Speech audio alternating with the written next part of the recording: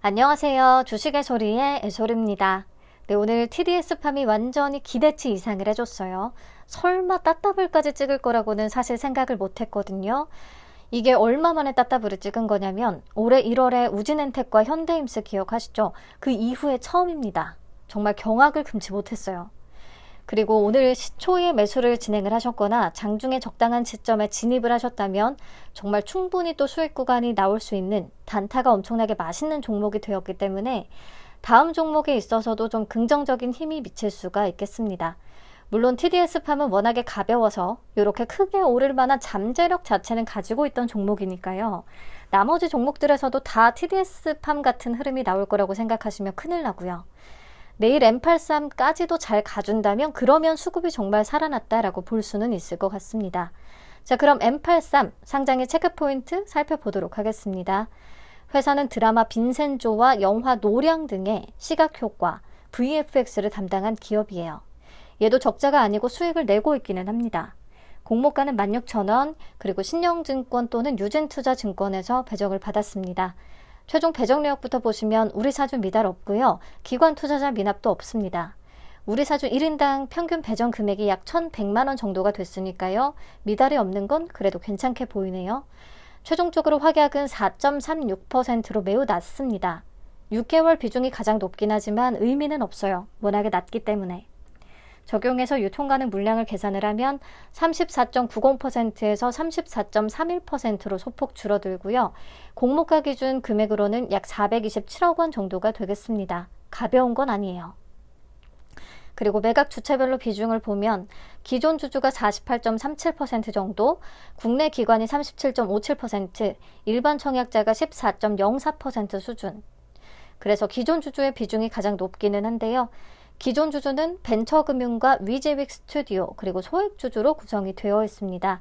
이 중에 벤처금융의 비중이 가장 높네요.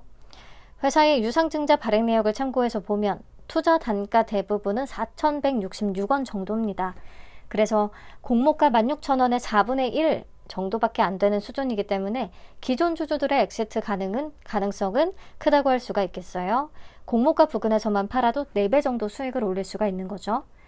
자, 정리를 하면 최종적으로 확약은 4.36%로 매우 낮은 편이고 유통가능 물량이 34.31%로 여전히 좀 있는 편, 그리고 기존 주주의 비중은 48.37%로 가장 높은 수준을 차지하고요.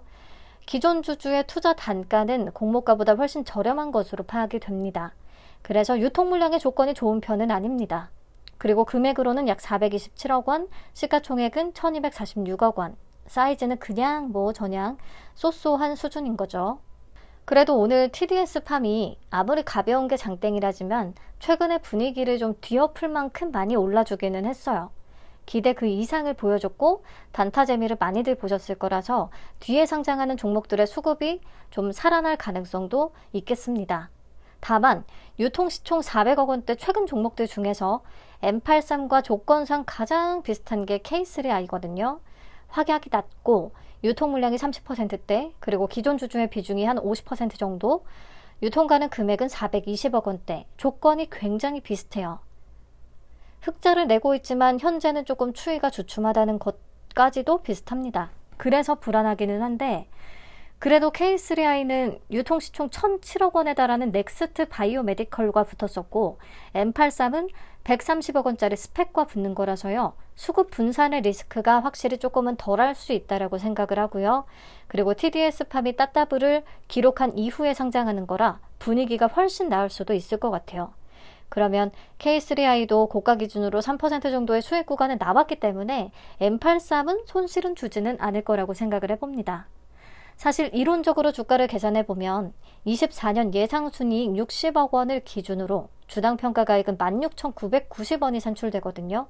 비교 기업의 평균 펀은 오늘자 시가총액을 기준으로 다시 계산을 한 겁니다. 아무튼 그렇다면 공모가 16,000원과는 차이가 거의 없죠. M83이 또 상단의 초과한 가격에 공모가가 확정이 됐기 때문에 더 그렇습니다. 그래서 저는 M83이 유통 물량의 조건이 딱히 좋지는 않고 24년의 예상 실적도 그다지 좋은 편이 아니고 23년 대비해서 거의 상승이 없고 그렇다면 공모가 대비해서 상승 여력이 커 보이진 않는다라고 생각을 했는데 이제 중요한 것은 수급입니다. 수급이 살아난다면 이런 이론적인 밸류는 크게 의미는 없거든요.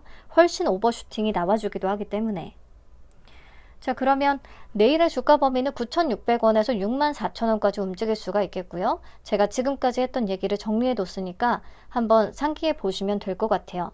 이론적인 주가는 공모가와 큰 차이는 없지만 수급이 확실히 조금 살아난다면 내일 그 이상의 오버슈팅은 나와줄 수 있다.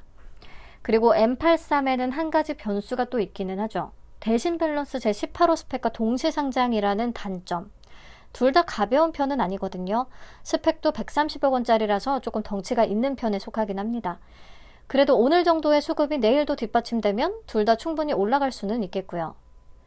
최근에 일반 기업하고 스펙이 동시에 상장을 했던 사례들로는 한중 NCS와 스펙 두 개가 있었어요. 우선 코넥스 이전 상장이었던 한중 NCS는 이날 고가 기준으로 73%를 기록을 했고, 오히려 미래에셋 비전 스펙 6호가 고가 기준 91%나 찍으면서 세력들의 선택을 받았었거든요. 그리고 시어스 테크놀로지와 스펙 두 개일 때도 마찬가지였습니다. 시어스 테크놀로지는 고가 기준으로 112%를 찍었고, 미래에셋 비전 스펙 5호가 153% 더 잘 가줬거든요. 그래서 스펙과 붙은 일반 종목이 조금 애매하다 싶으면 오히려 세력들이 스펙에 붙을 수도 있거든요. M83이 모든 측면에서 약간은 애매하기 때문에 어쩌면 대신 18호 스펙에 큰 반응이 있을 수도 있겠습니다. 자, 최근에 스펙들의 상장의 성과를 참고 다시 해서 보시면 NH31호 스펙이랑 동시 상장이었던 HMC 제7호를 제외하고는 전부 다 성과가 60% 이상이었거든요. 그래서 세력들의 선택이 대신 18호 스펙이 될지 M83이 될지 좀 궁금합니다. 그리고 TDS팜이 상한가에 잠기면서 끝났기 때문에 내일 시초에는 TDS팜으로 수급 분산이 있을 가능성까지도 생각을 해야 되죠. 시초에 TDS팜 갭을 띄우고 빠지면서 M83과 대신 18로 좀 수급이 움직일 수도 있겠고요. 이동이 있을 수도 있겠고요. 근데 모두 같은 방향으로 예상을 하면 항상 뒤통수 치는 움직임이 나와버리니까 결국에는 겪어봐야 제대로 알 수가 있겠습니다. 오늘 TDS팜에서의 아쉬움을 내일 두 종목을 잘 파는 것으로 좀 상쇄할 수 있었으면 좋겠네요. 그럼 내일 아침에도 상장 라이브로 뵙겠습니다. 감사합니다. 안녕.